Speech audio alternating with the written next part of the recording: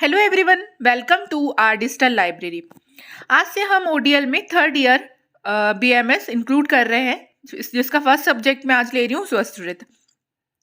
इसके पहले आपने देखा होगा चैनल में फर्स्ट और सेकंड ईयर के सारे सब्जेक्ट की पर्टिकुलर प्लेलिस्ट बनी हुई है, उनको किस तरीके से पढ़ना है, क्या क्या क्वेश्चंस एग्जाम में आते हैं और यहाँ तक कि सॉल्व पेपर्स भी हमने चैनल में अपलोड कर रखे हैं। तो वहाँ से आप अपनी यूजी की और पीजी की प्रिपरेशन आराम से कर सकते हैं। आज हम देखेंगे थर्ड ईयर का सब्जेक्ट होता है एक स्वस्थ वृत्त। सबसे यहाँ पे हम जनरल इंट्रोडक्शन की बात करते हैं।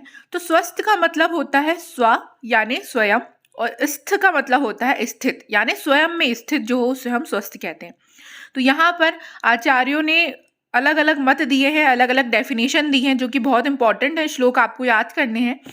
फर्स्ट है सुश्रुत का श्लोक।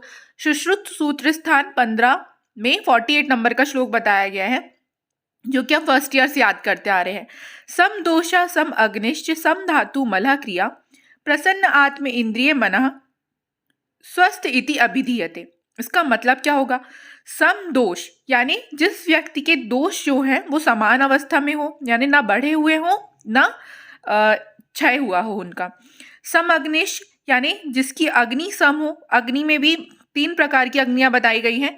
जठर अग्नि जो कि 1 होती है, भूत अग्नि यानी जो 5 महाभूत की अलग अलग होती है यानी 5, और 7 धातु की धात्व अग्नि यानी टोटल 13।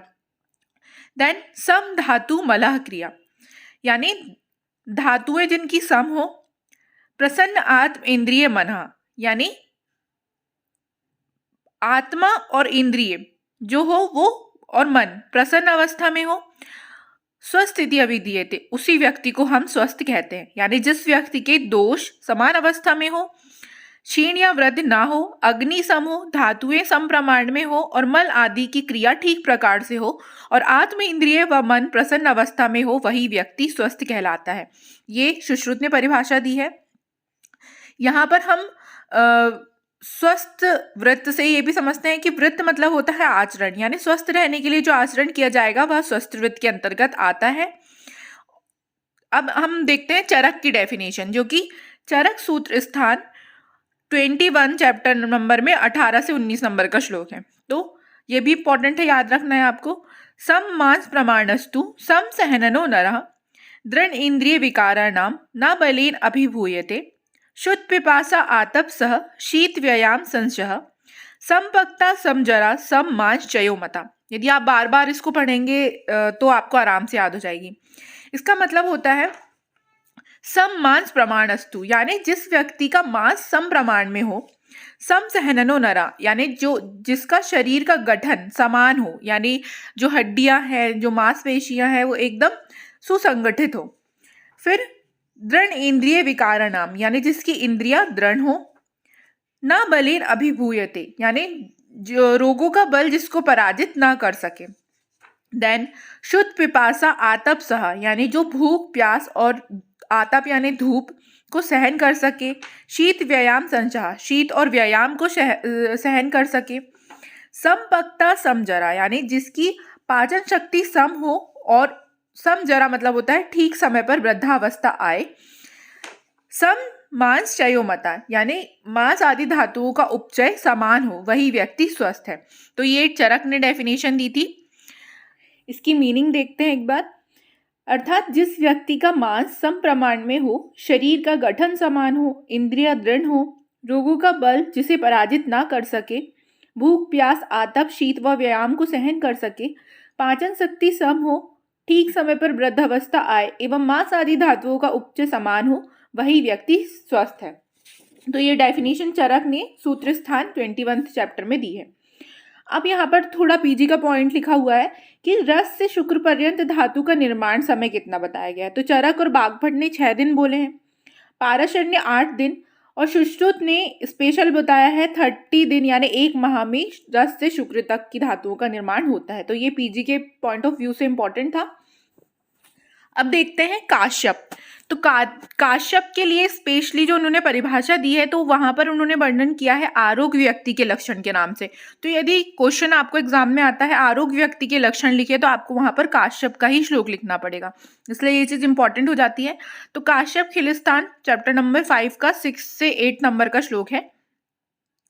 अन्न अभिलाषो भुक्तस्य परिपाकः सुखेन च शिष्टविड्मूत्रवातत्वं शरीरस्य तु लाघवम् सुप्रसन्न इंद्रियत्वं च सुख स्वप्न प्रबोधकम् बलवर्ण आयुषां लाभः सोमनस्य सम अग्निता विद्यात् आरोग्यम लिंगानि विपरीते विपर्यम। अब इसकी मीनिंग समझते हैं। अन्न अभिलाषो भुक्तस्य परिपाकः सुखेन च, यानी अन्न अभिलाषो मतलब अन्न में रुचि होना, खाए हुए अन्न का सुखपूर्वक परिपाक हो जाना, जिसको हम भुक्तस्य परिपाकः सुखेन च बोला है। देन श्रेष्ठ विट मूत्र वातत्वम शरीरस्य तु लाघवम, यानी मल मूत्र वात का सुखपूर्वक विसर्ग होना, जिसके कारण शरीर में हल्कापन आता है। सुप्रसन्न इंद्रियत्वम, यानी इंद्रियां का प्रसन्न होना। च सुख स्वप्न प्रबोधकम, यानी सुखपूर्वक सोना और जागना। बल वर्ण आयुषाम लाभा, यानी शरीर में बल वर्ण आयु का लाभ हो। सोमनस्य समग्निता, सोमनस्य मतलब होता है, इंपॉर्टेंट है, मन की प्रसन्नता, मन की प्रसन्नता होना। और समग्निता यानी अग्नि की समानता होना। विद्यात् आरोग्यम लिंगानी, ये आरोग्य यानी स्वस्थ व्यक्ति के लक्षण है। विपरीते विपर्या, और इन लक्षणों के विपरीत लक्षण अस्वस्थ व्यक्ति के होते हैं। तो ये काश्यप की डेफिनेशन थी, जो कि बहुत इंपॉर्टेंट है। ये तीनों डेफिनेशन स्वस्थ के लिए दी गई है। तो ये सुश्रुत, काश्यप और चरक की आपको श्लोक याद करने हैं। देन हम देखते हैं WHO ने क्या बोला है इसके बारे में। WHO की डेफिनेशन ऑफ हेल्थ 1948 में दी गई थी, ये भी एग्जाम में आती है। Health is the state of complete physical, mental and social wellbeing and not merely an absence of disease or infirmity. Exactly जो वर्ड लिखे हुए हैं आपको वही याद रखना है, कुछ भी एक्स्ट्रा पॉइंट नहीं जोड़ना। तो health is a state of complete physical, mental and social, तीन चीज बताई गई है यहाँ पर, तो तीन ही लिखनी है आपको। Wellbeing and not merely an absence of disease or infirmity. तो ये WHO की डेफिनेशन होगी। अब चक्रपाणी ने स्वस्थ और स्वास्थ्य के बारे में क्या कहा है। तो स्वस्थस्य भावः स्वास्थ्य, यानी स्वस्थ मतलब होता है हेल्दी और स्वास्थ्य मतलब होता है हेल्थ। तो स्वस्थ रहने के भाव को ही स्वास्थ्य कहते हैं। देन ये तो स्वस्थ की परिभाषा हो गई खत्म। यहाँ पर अब हम समझते हैं स्वस्थ वृत्ति की परिभाषा। तो स्वस्थ वृत्ति की परिभाषा चक्रपाणी ने क्या दी है। श्लोक इंपॉर्टेंट है, याद करने आपको। सुष्ठु अवतिष्ठते निरोगत्वेन इति स्वस्थः तस्य वृत्ति स्वस्थ रूपतया अनुवर्तनम तत्र स्वस्थ वृत्तो मतम, यानी जो व्यक्ति विकार रहित अवस्था में स्थिर हो उसे स्वस्थ कहते हैं। पहले लाइन की जो वर्ड मीनिंग थी वही थी। सुष्ठु अवतिष्ठते निरोगत्वेन इति स्वस्थ, यानी जो व्यक्ति विकार रहित अवस्था में स्थिर हो उसे स्वस्थ कहते हैं। तस्य वृत्ति स्वस्थ रूपतया अनुवर्तनम तत्र स्वस्थ वृत्तो मतम, यानी इस प्रकार का आचरण जो स्वस्थ रहने के लिए किया जाता है वह स्वस्थ वृत्त कहलाता है। ठीक है। देन आती है नेक्स्ट डेफिनेशन स्वस्थ वृत्त समुच्चय की। स्वस्मिन् स्थाने स्वस्मिन् कर्माणि स्वस्वरूपे स्थियते तत्वृत्तम स्वस्थ वृत्तम। ऐसा आहार विहार जिसका सेवन करने से दोष धातु मल अपने अपने स्थान पर रहे, स्वस्मिन स्थाने बोला गया है। देन स्वस्मिन कर्माणि, यानी अपने अपने कार्यों को करे। स्वस्वरूपे स्थियते, यानी अपने प्राकृतिक रूप में रहें, उसको जिस चीज का हम जब पालन करते हैं तो उसे हम स्वस्थ वृत्त कहते हैं। तो ये दो डेफिनेशन स्वस्थ वृत्त की थी, वो बाकी जो हमने पहले पढ़े वो स्वस्थ की थी। देन चक्रपाणी की एक और टीका है जिसपे सुश्रुत सूत्र स्थान 5 में दिया गया है। तो ये श्लोक है सुष्ठु निर्विकारत्वेन अवतिष्ठति इति स्वस्था। तो इसकी मीनिंग भी ऑलमोस्ट सेम ही होगी।